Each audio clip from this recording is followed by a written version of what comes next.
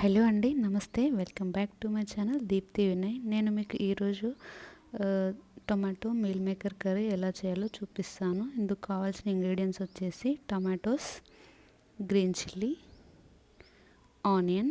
నేను ఇవన్నీ ముందుగానే తరిగి పెట్టుకున్నాను. ఇప్పుడు ఇంకొక బౌల్లో సోయా చంక్స్ తీసుకొని ఇలా కొద్దిసేపు నానబెట్టుకొని ఉడికించుకోవాలి. ఆ తర్వాత వీటిని మ్యారినేట్ చేసుకోవడానికి 2 స్పూన్స్ కర్డ్ తీసుకుందాం. అలాగే 1 స్పూన్ చిల్లీ పౌడర్, పావు టీ స్పూన్ పసుపు, పావు టీ స్పూన్ మసాలా,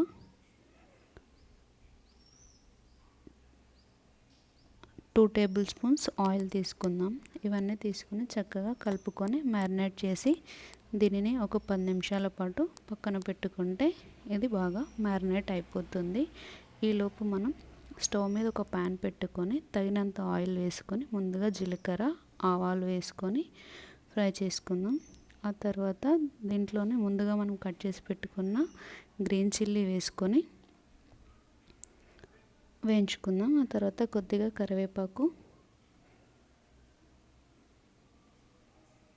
వేసి కొంచెం ఫ్రై చేసుకుందాం. ఆ తర్వాత ఇవి ఫ్రై అయ్యాక మనం ముందుగా తరిగి పెట్టుకున్న ఆనియన్స్ వేసుకొని వీటిని కూడా ఫ్రై చేసుకుందాం.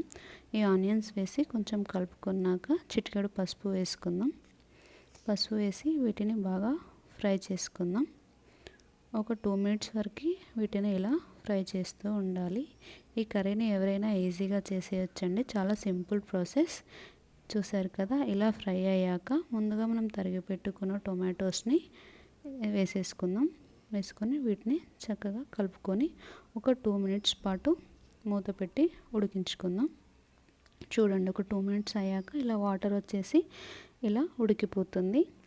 ఇంకొక 2 మినిట్స్ పాటు ఇలాగే ఉడికించుకుందాం. ఈ టొమాటో, ఆనియన్స్ ఇవన్నీ బాగా ఉడకాలి. ఈలోపు ఒక టీ స్పూన్ చిల్లీ పౌడర్ వేసుకుందాం. కొద్దిగా గరం మసాలా, కొద్దిగా ధనియాల పొడి వేసుకొని మంచిగా కలుపుకుందాం. ఇప్పుడు ఇదంతా ఫ్రై అయిపోయాక ఇదంతా ఒక సైడ్కి అనుకొని ముందుగా మనం మ్యారినేట్ చేసి పెట్టుకున్న సోయా చంక్స్ని ఇందులో ఆయిల్లో వేసి కొంచెం ఫ్రై చేద్దాం. కొంచెం సైడ్కని ఫ్రై చేసేద్దాం. చూసారు కదా, ఇలా 2 ఫ్రై అయిపోతున్నాయి.